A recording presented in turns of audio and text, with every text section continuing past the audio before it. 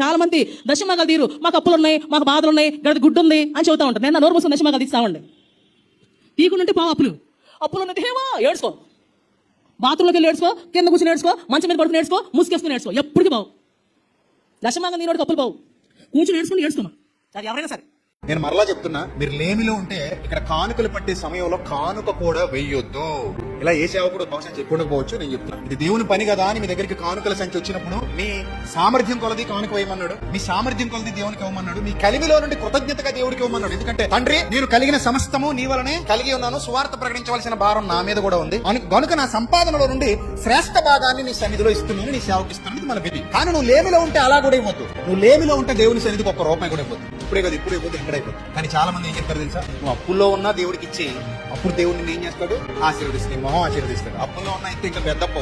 అప్పుల్లో ఉన్నాడు ఎందుకు ఇవ్వాలి, అడ్డంగా మిగిలిపోయినాడు ఇవ్వాలి. అలా చెప్పొచ్చుగా. ఎవడు హ్యాపీగా ఉన్నాడో వాడు కొంచెం ఎక్కువ ఇవ్వగలడు, ఎవడు బాధలో ఉన్నాడో అసలు ఏమి ఇవ్వలేడు. అది కదా నేర్పించాలి.